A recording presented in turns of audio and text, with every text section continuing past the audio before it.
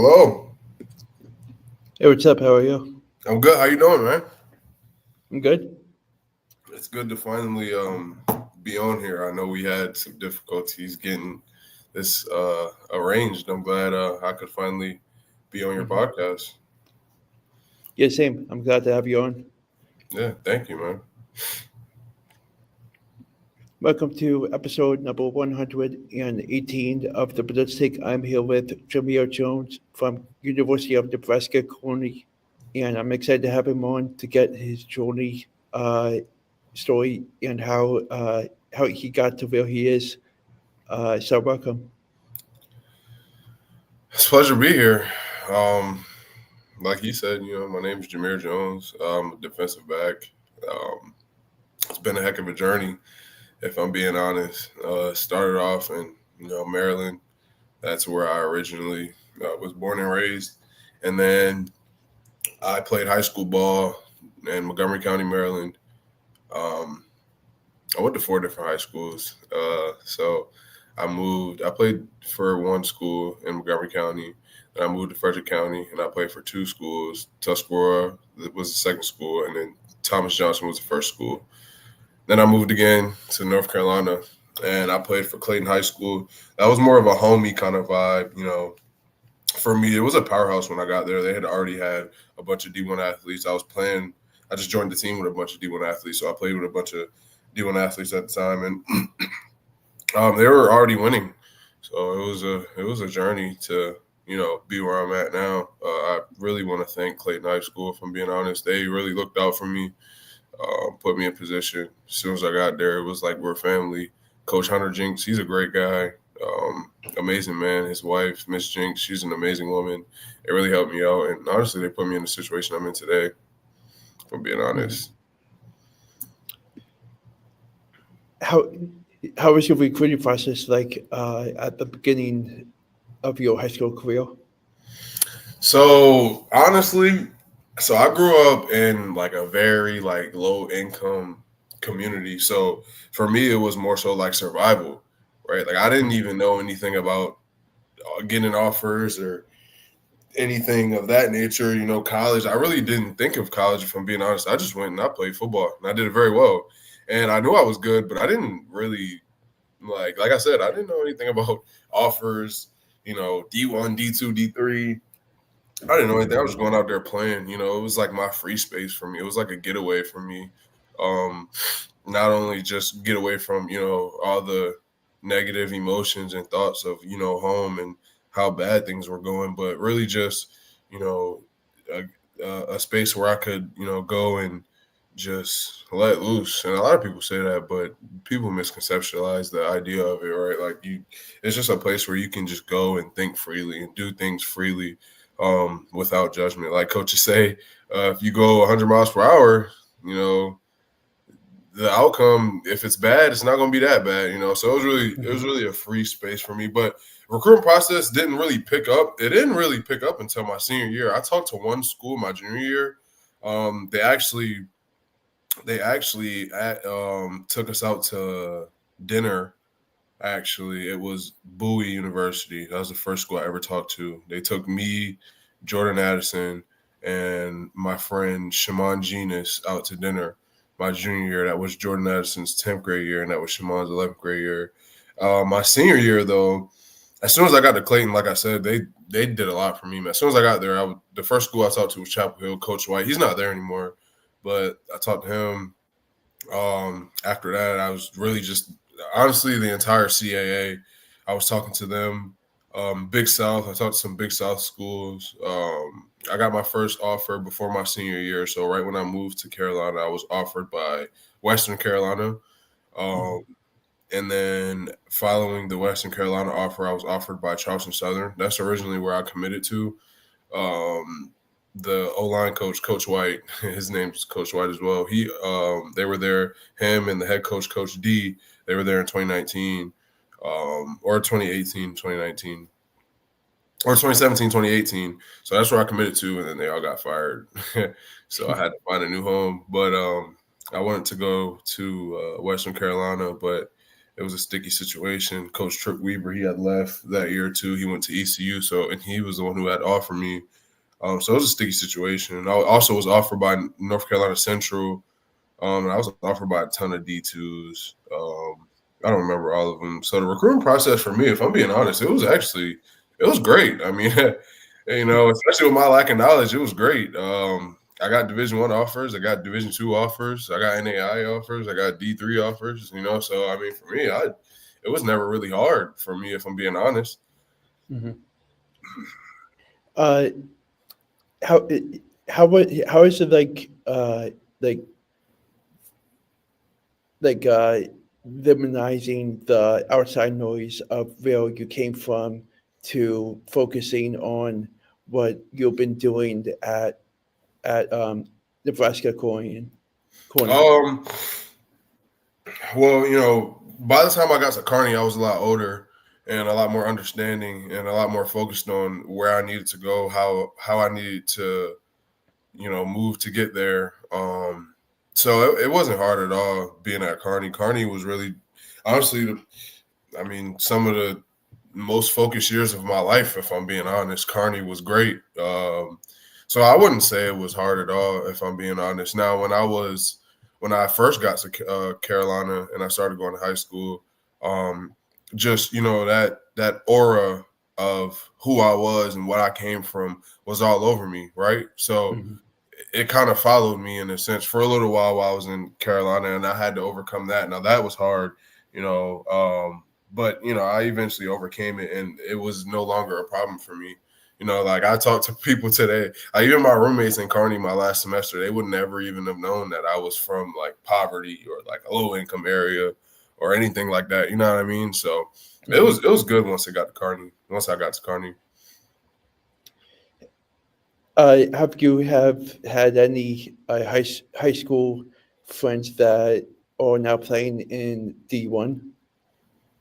Division I? Oh, Yeah. heck yeah. I, I can go down the list. Let's start off with Jordan Addison, right?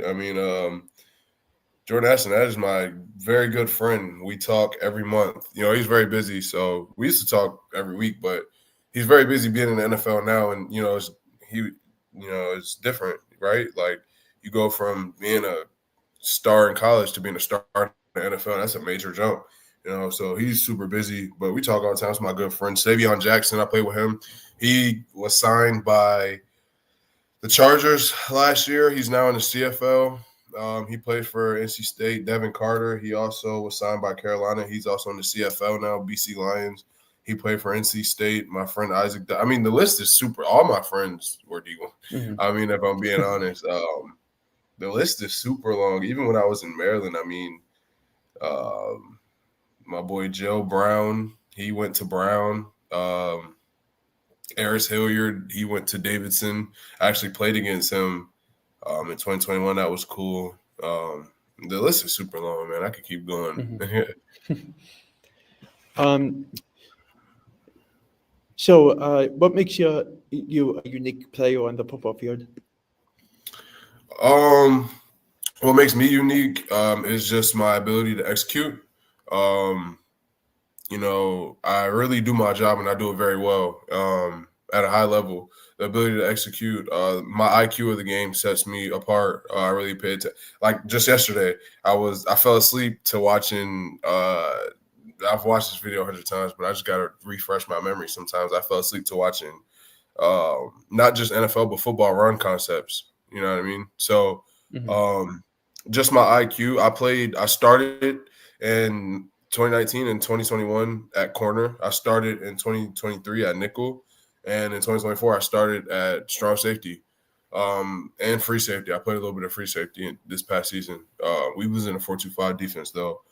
So just overall understanding of football defense, why we're doing, when we're doing first, second, third down, just complete IQ of the football, just football in general, I think sets me completely apart. A lot of guys, no knack to anyone, no knack at all. A lot of guys understand football very well. A lot of guys understand football how I do, but I think I know I really diagnose. Like I've sat for hours and hours and hours and just studied the game. Like even last spring break, spring break, go have fun. No, I did not go have fun. Well, I did have fun, but I went and I trained the entire spring break in another state with my trainer, and we studied the game every day. So that's what sets me apart. My just IQ for the game and understanding of under coverage, over coverage, back end coverage, everything. Just my diversity. Like I could be placed anywhere in the secondary and produce. So I think that's what sets me apart. I like to call myself a back end baby. I'm a true back end baby. You know what I mean? What division is Nebraska-Kearny? Nebraska-Kearny's D2. It's funny though because I actually was verbally committed to UAlbany in 2021, going into that 2022 year. But I did my research on Nebraska-Kearny and the MIAA, and in 2020 and 2021, we were ranked. Kearny was ranked top 15 in all of D2. The MIAA, if for people who don't know, it's the SEC of D2. If you a lot of I know the Valdelsas and the fair states of the world would like to disagree, but I mean, it's on. You can look it up. Every year there's a team that has 8 wins that doesn't make anything, a bowl game or a playoff. I don't know what other conference in D2 has that. We're in Super Region 3. That's the toughest Division 2 region. Again, it's on Google for you to look. We also have about 10 guys out of the MIAA right now that have received Power 5 offers. It's extremely competitive conference. Every school in our conference has an indoor. Every single school has a football indoor. So the money for the conference is there. It's a very competitive conference. Very talent through the roof in that conference. We have the most All-Americans of all the D2 come out of the MIAA. It's a great conference. It's D2, but I don't want people to get that confused. Like I've seen guys come from Power 5 schools. I've seen guys come from the MAC conference, Go 5, FCS, and they played well in those conferences. And I've seen them come to the MIAA and play well, and I've seen them come to the MIAA conference and get handled. So, football is football, but it's D2, MIAA conference. Mm-hmm. Yeah. Do you follow college football like at the D1 level? Yes, absolutely. Absolutely. What team do you follow? I'm really just a football guy. So I got a lot of friends that play D1 and I have advanced to the NFL, and I just really like to watch good football. I like to see players make good plays. You know what I mean? I'm just a football guy, so I don't really follow any specific team. But I just like to see good football. You know what I mean? I'm a big-time Penn State fan. Penn State, right on. Yeah. So actually, you know of Devin Carter then? Yeah. Yeah. So he was committed to you guys. And also Micah Parsons. Yeah, Michael Parsons. Yeah. Yeah. Michael Parsons. Yep. I'm really happy about Nick Singleton coming back. Yeah, that's gonna be good for you guys. Very good for you guys. Leader. Yeah. What do you think about the playoff format? I really like the playoff format. It was unfortunate though to see teams like Miami not get in. You know what I mean? Who else didn't get in this year that should have gotten in? I know it was Miami. I think Bama should have got no, but I really like that they expanded it. It made it a lot more interesting. South Carolina. That's what it was. Yeah. South Carolina. Yeah. Yep, that's what it was. South Carolina. Yeah. It was unfortunate to see teams like that not get in, but we were also fortunate as viewers to see teams like Arizona State go compete. You know what I mean? Like, and that was good. Like, I really loved that. Like, I'm a big fan of those not football schools or those small schools going and playing those, very known schools and, handling what they have to handle. So I liked seeing stuff like that. You know what I mean? Mm-hmm. Yeah, it was good to watch. Are you currently living in North Carolina? Yes, so I am currently living in North Carolina. Thank God. I think it's like 15 degrees in Nebraska. um, so I'm training right now for my pro day. My pro day will be at Nebraska, Lincoln, Cornhuskers on March 25th. I'm currently training with New Level Performance here in Greensboro, North Carolina at Strength and Body, just to get right, uh, prepare for my pro day. Do you, at your level, do you have the chance to show off your skills at the NFL Combine? At my level, unfortunately not. You'd probably have to. I would have probably had to catch 30 interceptions in one season to get that. But now we don't. But it's all good, like it's all good. I want to like on another note that kind of reminded me.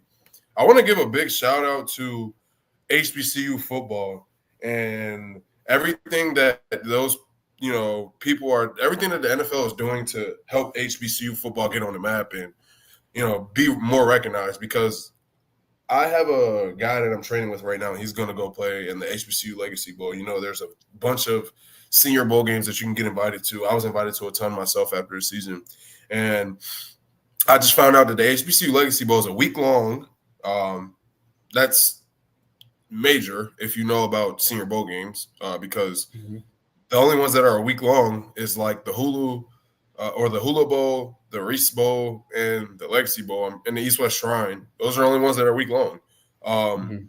so, I mean, clearly it's well funded and it's in a great place, Louisiana. It's going to be great weather for them. It's ran by the NFL. So, man, salute to all my HBCU guys, man.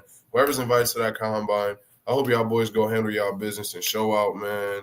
And I'm that makes me so happy to hear that they, because I used to play for HBCU myself, so that makes me happy to hear, man, that those HBCU guys are, getting invited to that game and getting that recognition, man. That makes me happy, man. What are your plans for from now until fall comes? My plans until now, until fall. Yeah. Okay. Right now I'm training for my pro day. I think I literally sleep and I literally dream about my 40. Um, that's really it, honestly. I have an internship in May.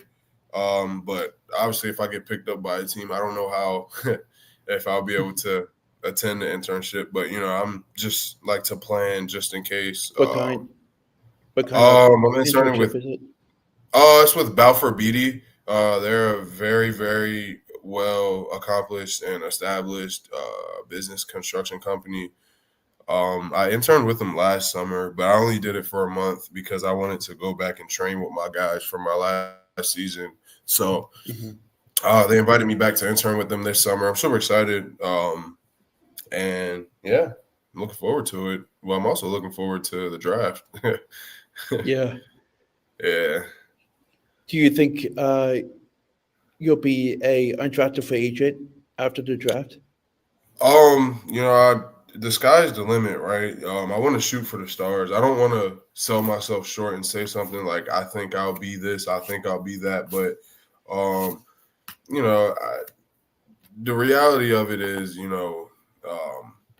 I probably will be an undrafted free agent, and that's fine with me. I don't really care about, even if I played like for Alabama or whoever, I wouldn't care Hmm. about being drafted. The goal is to get to the next level, regardless how I get there. As long as I get there, I'm blessed. Like I'm already a part of the 1%, so it matters. Like people usually lose sight of that, right? Like Hmm. these little kids out here see these guys, that hang their hats on getting drafted, and it's like to me personally, it's just like it's about getting to like we're so blessed to even be able, right? Like to be able to run, to be able to run fast, to be able to put both of my hands on weights and lift. There's people out here with no hands.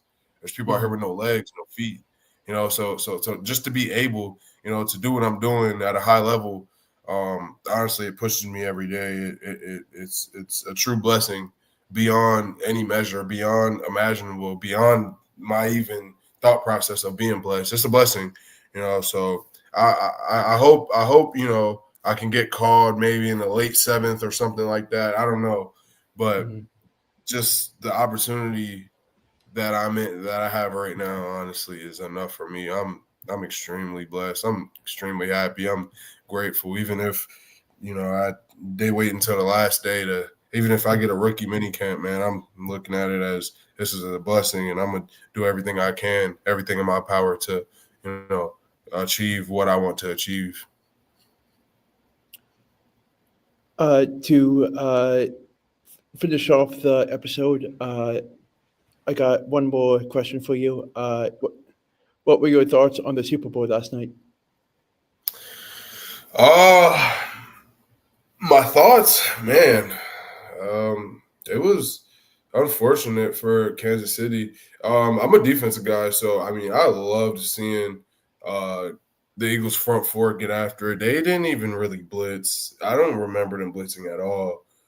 They basically said, "My four is better than your five," and Mhm. that's what happened. And therefore, front four came to play, and that's always great. So it was. I would like to have seen it a lot more competitive, but I'm so happy for Jalen Hurts. Being a black quarterback, getting a Super Bowl, especially after he lost to Kansas City a couple years ago. So I'm happy for him. I'm happy for Saquon. Salute to their front seven, man. They did their things. That's really my thoughts, honestly. I'm a big Eagles fan, so I'm happy as ever.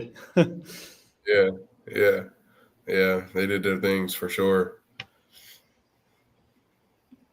So thank you so much for coming on, and I'll definitely be in touch with you throughout your process, and hope to have you back on soon. Absolutely. Thank you so much, man. Thank you. Have a good day. You as well. Thanks.